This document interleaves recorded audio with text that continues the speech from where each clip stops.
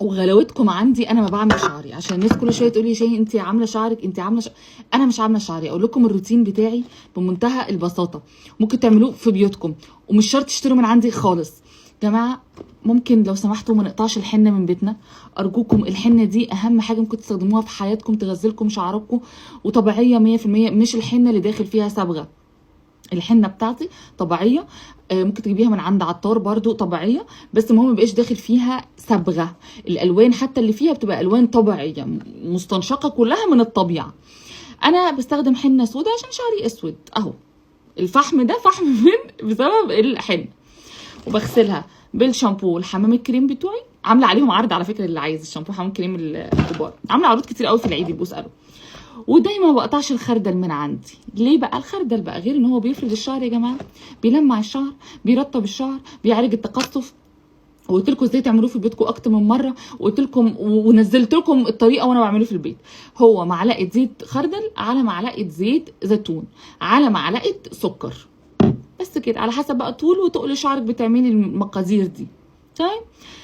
الحنه بعملها كل اسبوعين او شهر، والخردل بعمله قبل ما اخد اي شاور. تمام. وحضرتك عشان ريحه شعرك على طول دايما عندنا معطر القمر بتاعنا اهو، عباره عن ايه؟ طلعت قبل كده قلت المفروض ما اقولش الحاجات دي يا جماعه، انا عايزه فلوس على الحاجات دي. لا بجد.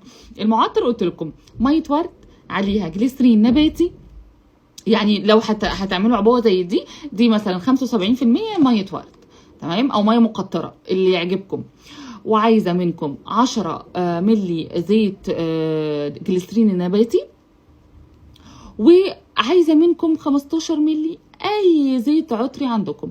انا اوقات بستخدم اللافندر، اوقات التوسكا، اوقات الاولمبيا، على حسب. تمام. بس شكرا. الروتين ده للناس اللي ما عندهاش مشاكل في شعرها. انا الحمد لله الله اكبر الله اكبر شعري خلاص بطل ان هو يتساقط، وعديت مرحله الخلطه السحريه والنخاع. بس من وقت للتاني بحب ارجع لهم، اللي هو عشان اقول لشعري انا مهتمه بيك اهو، عامله ماسك وكده. الخردل بصراحه صادد معايا في كل حاجه انا عايزاها، وبيطول الشعر جدا على فكره الخردل. فبالنسبه برضه للناس اللي عايزه تطول شعرها، والخلطه السحريه برضه بتطول الشعر.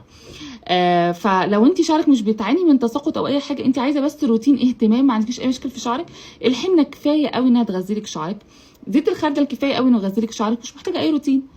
بس كده. هو ده بجد الروتين الجميل. واي شامبو بلسم عندك او اعملوها في بيتكم. طلعت قبل كده على فكره قلت لكم ازاي تعملوا الشامبو حمام الكريم في بيوتكم من غير ما تشتروا من بره، ولو اشتريتوا من بره تشتروا، رشحتكم كذا براند غيري وهكذا.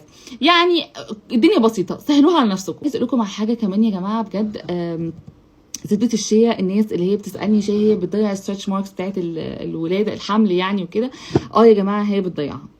يا جماعه اكتر حاجه فرقت معايا في كرف الحمل، بس بعد ما ولدت مش اثناء الحمل، انا صريحه وواضحه، هو زيت التفتيح والترطيب بتاعي اهو. طلعت وريته لكم قبل كده وقلت لكم ازاي بيتعمل، وعملته قدامكم كذا مره في كذا فيديو. والكريم بتاع زبده الشيا بتاع التفتيح والترطيب بتاع الجسم جباره، وبتضيع الستريتش ماركس. هما بيضيعوا الستريتش ماركس، ممكن تعملوها في بيوتكم ما تتكلفوش، بس واظبوا عليهم وهتدعوا لي بجد على النتيجه. واثناء الحمل حاولوا تقللوا الحاجات دي شويه، لان مش هيبقى فرق كبير بجد، هتبقى فلوس على الارض. لكن بعد الولاده بقى هو الفرق الشاسع، اللي هو ايه ده؟ إيه كل ده بيطلع في القطنه؟ ايه ده؟ هو كل ده حصل وانا مش دريانه؟ بس بجد فرق رهيب يعني.